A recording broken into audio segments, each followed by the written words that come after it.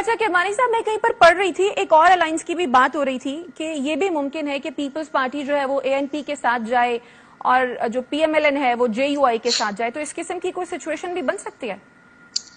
नहीं, देखिए, सियासत जो है ना, अल्टीमेटली तो देखिए, हर जमात एक अलहदा एंटिटी है, उसका अपना एक मंशूर है, उसकी अपना एक बयानिया है।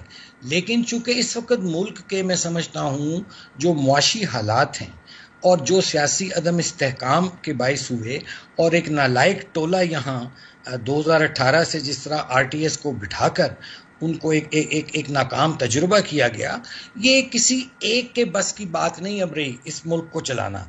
इसके लिए आपको ऑन बोर्ड लेना पड़ेगा, तमाम सियासी कुव्वतों की बात मैं कर रहा हूँ, उनको ऑन बोर्ड लेना पड़ेगा और दीगर स्टेक होल्डर्स, तो ताकि एक वन पॉइंट एजेंडा हो कि इस वक्त सबसे जो हमारा चैलेंज है, जो इस हुकूमत ने भी फेस किया है और कर रहे हैं, वो यही है कि जो पिछले 5 साल पहले जो माशी तबाही का सफ़र शुरू हुआ 2018 से लेकर 2022 तक, उसको किसी तरह अंडू किया जाए और इस मुल्क में एक जिन लोगों के लिए शाइस्ता बीबी ये मुल्क बना था, कायद आजम ने ये मुल्क मुट्ठी भर शराफिया 2% के लिए नहीं बनाया था।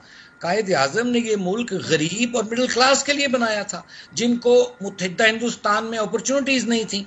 आप आज मुझे बताइए कि 75 साल गुजर गए हैं इस मुल्क को बने, जिन लोगों के लिए मुल्क बना था वो तो आज भी आटे की लाइनों में लगे होते हैं या चीनी की लाइनों में लगे होते हैं। तो हमें सबको मिल बैठकर उन लोगों के लिए सोचना है, मिडिल क्लास के लिए, गरीब के लिए। एक बैकबोन होती है मिडिल क्लास किसी भी सोसाइटी की, doctors, engineers, lawyers, technocrats produce करती है ये, वो उसका बुरा हाल है, उसको किसी तरह ऊपर लाया जाए।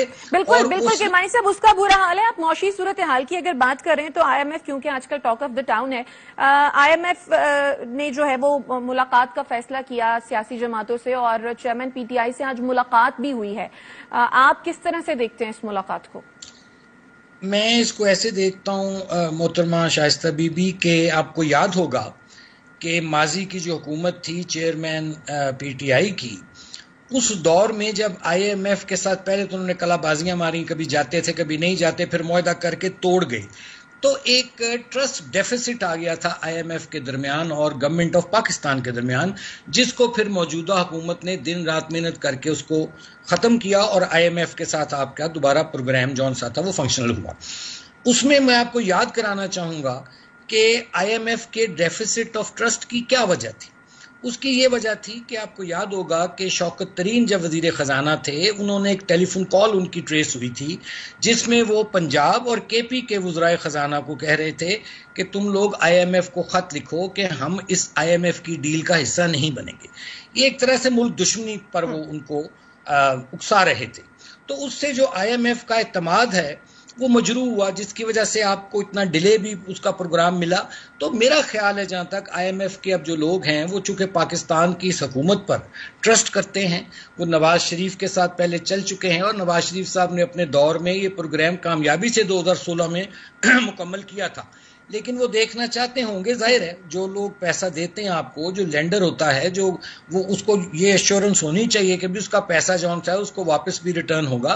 तो मेरा ख्याल है वो एक पल्स लेना चाह रहे थे कि क्या बाकी जमातें भी जो हैं वो ऑन बोर्ड हैं। और मैं समझता हूँ कोई भी मुहिब वतन शहरी या कोई भी जो जमात है वो किसी सूरत भी नहीं चाहेगी कि पाकिस्तान जो है वो किसी मजीद मुश्किलात, स्पेशली मुआशी मुश्किलात का शिकार हो। मैं इस तनाजुर में इन मीटिंग्स को देखता हूँ कि वो कोई फर्दर एश्योरेंस के लिए वो मिल रहे हैं लोगों को, पार्टीज, मुख्तलिफ पार्टीज की पल्स लेना चाह रहे हैं।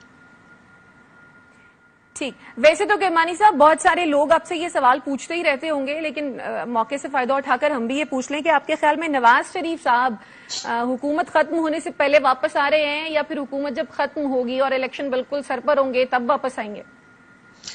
देखिए, मैं एक सियासी कारकुन हूं, मैं कोई नजूमी सियासतदान नहीं।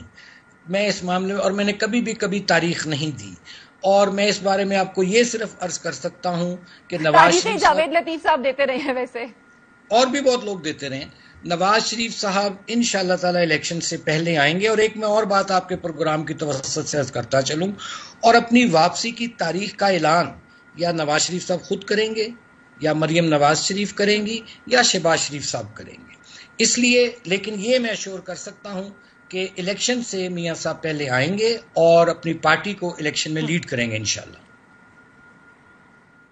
ठीक है, लेकिन वैसे अभी भी उनके आने में कोई कबाहत होनी तो नहीं चाहिए थी। उनके भाई की हुकूमत अगर वो आ जाए अभी तो भी बेहतर ही है। बहरहाल निगरान सेटअप के हवाले से अगर हम बात कर लें तो आपके ख्याल में निगरान वजीर आजम के लिए जो मीडिया में नाम चल रहे हैं, क्या उनमें से ही कोई निगरान वजीर आजम बनेगा, या फिर किरमानी साहब कोई और नाम भी हैं जिन पर मुशावरत हो चुकी है या फिर हो रही है अभी? देखें, ये बड़ी बदकिस्मती है। मैंने भी कुछ नाम सुने हैं, मेरे भी कानों से गुजरे हैं ये मीडिया में, सोशल मीडिया में, कि वो जो मार्केट में ज़ेरे गर्दिश हैं, और मुझे तो ऐसा लगता है जैसे वो जाली नोट नहीं मार्केट में ज़ेरे गर्दिश होते, ये उस तरह नाम फ्लोट किए जा रहे हैं। एक हर कोई अपनी लॉबी कर रहा है, और इसमें देखिए कोई भी मिडिल क्लास का आदमी शामिल नहीं है। सारे या करोड़पति या अरबपति लोग हैं, शराफिया से ताल्लुक रखने वाले हैं। और फिर ऐसे ऐसे नाम भी हैं जो माजी में कोई खातिर खा पाकिस्तान के लिए कोई रिजल्ट, नताइज मुआशी या सियासी हासिल नहीं कर सके। हाँ, ये उन लोगों की ख्वाहिश होगी, चूंकि पैसे की गर्मी जो होती है वो चैन तो लेने नहीं देती लोगों को, तो वो इस तरह अपने नाम फ्लोट कर रहे हैं। लेकिन मैं समझता हूं कि इसमें आइन बड़ा वाजिया है। इसमें लीडर ऑफ द अपोजिशन और लीडर ऑफ द हाउस जो हैं, यानी प्राइम मिनिस्टर और लीडर ऑफ द अपोजिशन जो हैं, वो मिलकर इस पे नाम तजवीज़ करेंगे। उसके बाद अगर नहीं उस पर इत्तेफाक राय होता तो कमेटी में चला जाएगा, कमेटी में नहीं होता तो फिर इसका फाइनल फैसला इलेक्शन कमीशन ऑफ पाकिस्तान करेगा।